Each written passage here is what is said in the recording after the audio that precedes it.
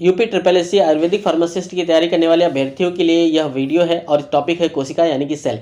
जो मेरा पहला वीडियो और दूसरा वीडियो है, पहले वीडियो में थ्योरेटिकल पोर्शन को कवर कर रखा है सेल टॉपिक से, और दूसरे में वन लाइनर क्वेश्चंस को डिस्कस कर रखा है। दोस्तों, अगर आप पहला दूसरा और ये जो वन लाइनर और उसके बाद ये जो एमसीक्यू वाले वीडियोस हैं, अगर आप इसको अच्छे से देख लेते हैं, समझ लेते हैं, नोट्स बनाकर याद कर लेते हैं, तो इससे बाहर क्वेश्चन आपका नहीं जाने वाला है।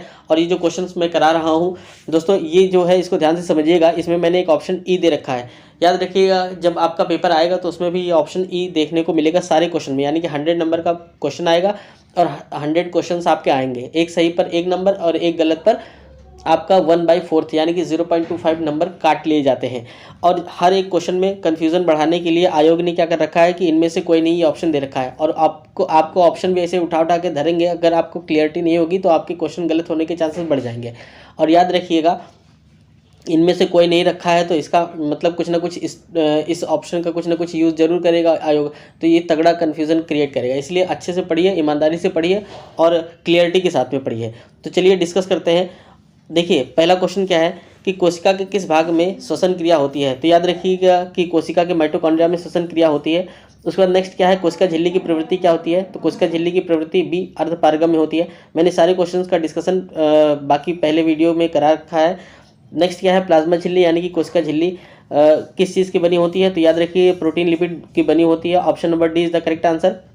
नेक्स्ट क्या है, क्रोमोसोम में पाया जाता है, क्या पाया जाता है। Option number D, DNA, RNA, histone protein, non histone protein, ये सब पाया जाता है। नेक्स्ट क्या है, एक सामान्य मानव शरीर में गुणसूत्रों की संख्या कितनी होती है, 46 होती है। जोड़े में पूछे 23 होती है। नेक्स्ट क्या है, बहुकोशिकीय जीव जो होते हैं इसमें किस चीज़ के द्वारा वृद्धि करते हैं। तो ये ऑप्शन नंबर डी, कोशिका विभाजन के द्वारा वृद्धि करते हैं। तंत्रिका कोशिका मानव शरीर के किस तंत्र का हिस्सा होती है। तो ये होती है तंत्रिका तंत्र, ऑप्शन नंबर डी के। उसके बाद क्या है, ऑप्शन नंबर क्वेश्चन नंबर 8 है, जन्म के बाद मानव के किस ऊतक में कोई कोशिका विभाजन नहीं होता है। तो यह होता है तंत्रिका कोशिका।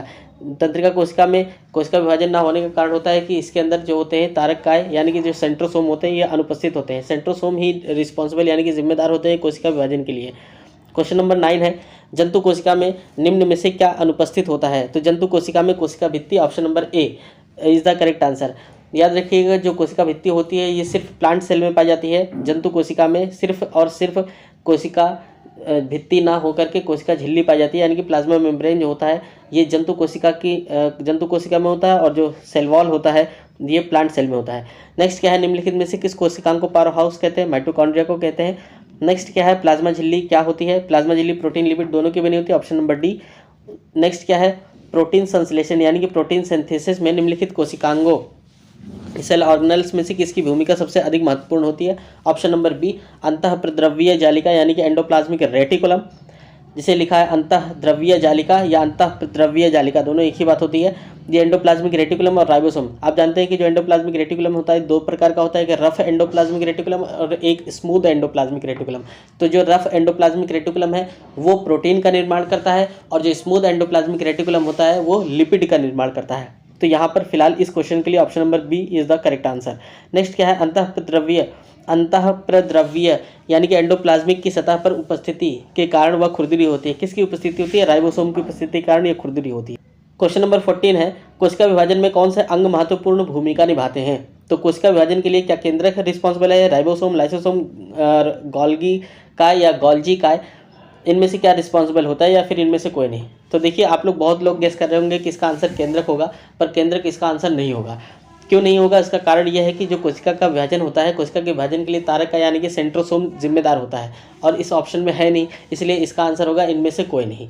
और अगर इनमें से कोई नहीं ये ऑप्शन ना दिया होता तो आपका आंसर केंद्रक सही हो जाता। ठीक है, तो फिलहाल अगर इनमें से कोई नहीं ऑप्शन दे रखा है तो तारक काय ये आंसर होना चाहिए, और अगर नहीं है तो फिर इनमें से कोई नहीं सही होगा। तो option number E is the correct answer. Next क्या है, राइबोसोम किसके स्थल कहे जाते हैं। तो राइबोसोम जो होते हैं ये प्रोटीन निर्माण के स्थल कहे जाते हैं। निम्नलिखित में से कौन सा जीव कोशिका सिद्धांत के अनुरूप नहीं है। तो ऑप्शन नंबर बी, वायरस नहीं है, क्योंकि जो वायरस होता है ये सजीव निर्जीव के बीच की कड़ी कहलाता है, और जब ये कोशिका के बाहर किसी जीवित कोशिका के बाहर रहता है तो एक निर्जीव की तरह व्यवहार करता है, और जब कोशिका के अंदर एंटर कर जाता है तो ये सजीव की तरह व्यवहार करता है, और ये जो होता है कोशिका सिद्धांत का अपवाद भी कहलाता है वायरस। उसके बाद नेक्स्ट क्या है, निम्नलिखित में से कौन सा जीव कोशिका सिद्धांत के अनुरूप नहीं है। अभी भी क्वेश्चन किया, ऑप्शन नंबर बी। नेक्स्ट क्या है, कोशिका का ऊर्जा गृह किसे कहते हैं। माइटोकॉन्ड्रिया को कहते हैं। यहाँ पर देखा कि कौन सा यूकैरियोटिक कोशिका की विशेषता नहीं है, तो यूकैरियोटिक कोशिका की विशेषता क्या नहीं है, तो यहाँ पर नहीं शब्द पर ध्यान दीजिएगा। इस टाइप के क्वेश्चन जो होते हैं, अगर नहीं शब्द पर आप ध्यान नहीं देंगे तो ऑप्शन जो आप करेंगे तो भाई साहब आपका मोह मोह हो जाएगा, यानी कि आप वही क्वेश्चन करके आ जाएंगे जो आपको नहीं करना था, बाहर आके पछताएंगे। इसलिए बहुत ध्यान से क्वेश्चन को पढ़िएगा, नहीं शब्द वाले क्वेश्चन जरूर ध्यान से पढ़िए। यहाँ पर दे रखा है, तो यहाँ पर option number B is the correct answer. Mitochondria अनुपस्थित जो होता है ये दे रखा है, ये गलत है, यानी कि माइटोकॉन्ड्रिया की उपस्थिति होती है। ठीक है, तो यहाँ पर आगे बढ़ते हैं। नेक्स्ट क्वेश्चन, गोल्गी काय यानी कि गोल्जी काय का मुख्य कार्य क्या होता है? गोल्जी काय का मुख्य कार्य ऑप्शन नंबर सी होता है, पदार्थों का संश्लेषण और परिवहन होता है। उसके बाद क्या है, देखिए ये 2020 क्वेश्चन की सीरीज चल रही है, बाकी क्वेश्चन हम डिस्कस करेंगे नेक्स्ट सीरीज में। तो मिलते हैं नेक्स्ट वीडियो में। Thank you.